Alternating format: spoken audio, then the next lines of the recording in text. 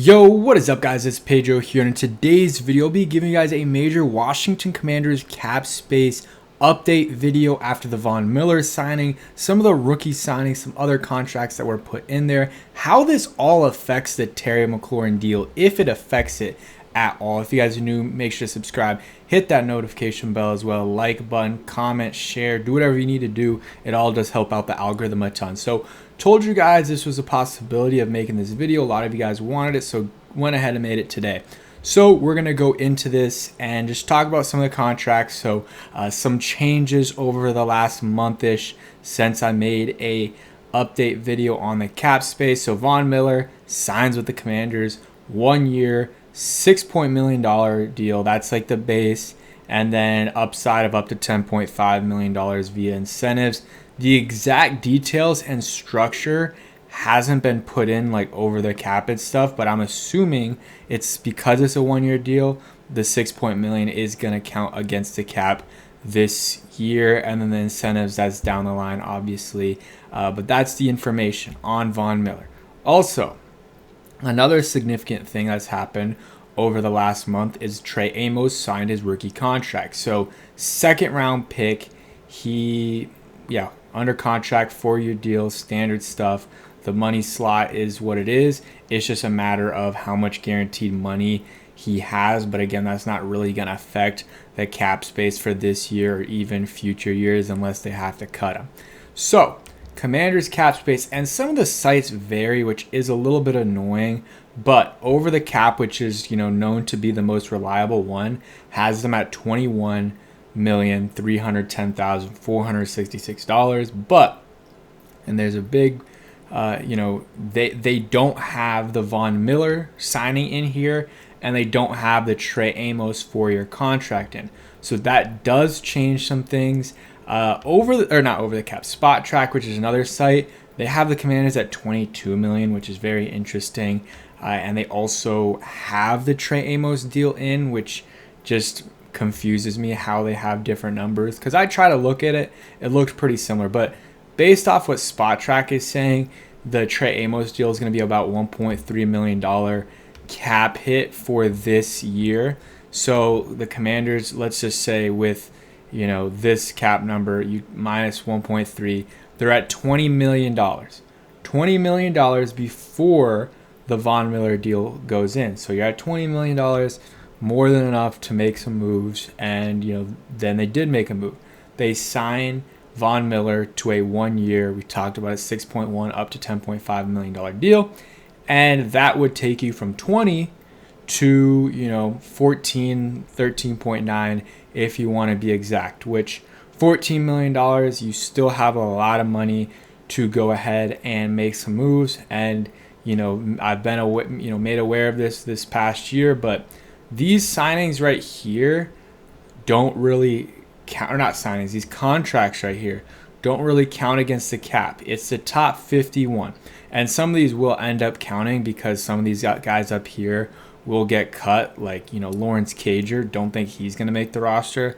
Mike Strachan, I don't think he's going to make the roster. Foster Sorrell, probably not. So then some of the guys that will make the roster, Jalen Lane, Jordan McGee, some of those guys are going to move up, and their contracts will count. Javonte Jean-Baptiste from last year's draft, a lot of these guys will end up making it that are all the way here on the bottom, like Kay Medrano.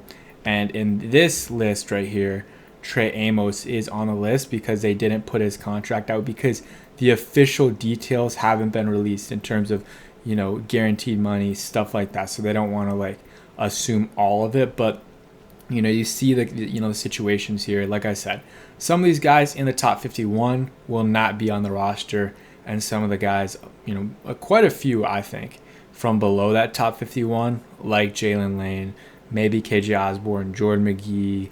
You throw in, Javonte Jean-Baptiste, Tyler Owens, Sam Hartman, Kay Medrano, and then Trey Amos too, Ja'Cory Krosky-Merritt. There's a lot of guys from that list that are going to make the roster, and a lot of the guys up here might not make the roster. So just something to think about. Like Michael Gallup, I don't think he's making it. Tyree Jackson, who knows? Josh Johnson, who knows? Chris Paul, who knows? But yeah, did want to talk about that. So The Commanders have $14 million in cap space. Terry McLaurin's cap number is $25.5 million this year, which that's a lot. That's a lot, and he's making his money this year. But obviously he wants some more money, and that's understandable. The Commanders are trying to agree to terms on a contract with him. They're far away, according to a lot of the reports. Jeremy Fowler, Ian Rappaport. They're trying to get a deal done, but things aren't looking amazing. But who knows? It could get done today, tomorrow, Tuesday. So it's just a wait and see kind of approach with Terry McLaurin. But let's talk about how this cap situation can affect the Terry deal. So it just doesn't affect the new signings. Trey Amos, Von Miller. First off, Trey Amos was already accounted for. Von Miller, though, yeah, it's somewhat of a significant signing. $6 million. I mean, if you look at the Commanders' numbers right here, that puts them in like the top 12-ish, 13-ish, cap hits, like right behind Zach Ertz. So it is a significant cap hit, but it doesn't affect the Terry deal because Terry's under contract for this year. So a new deal, let's say hypothetically, it's a 3-year extension for 99, let's just call it $100 million. So a little over 33 million. You can disagree with that. You can say, it's going to be less, or he doesn't deserve that, or it should be more. Whatever. Let's just call it 3 years, $100 million. Those 3 years, it's not going to start in 2025. It's going to start in 2026, 2027, and then 2028. Those 3 years. So if it's a 3-year deal, he'll be, under contract from 2025 to 2028. So 4 years, because he's still under contract for this year. So how that works, usually the first year of the deal, and extensions are a little bit different, but let's say, when Daron Payne got signed, I'm pretty sure they franchise tagged him and then signed him, but his, actual cap hit was when they extended him, they actually saved money because it lowered his cap hit. Because usually the first year of a deal, the cap hit's going to be lower than, the next couple years. So it's just something to think about. And I guess they have a void year with Terry. So even if he wasn't hypothetically on the team next year, there would be a $5.6 million cap hit. I don't know exactly how that works if he's on the team. I believe that would just get added to his cap number. But you see, he's not under contract for next year. It's just, you see this is a void year. A lot of teams do it. Martin Mayhew loved it. And, that's how he did his contracts.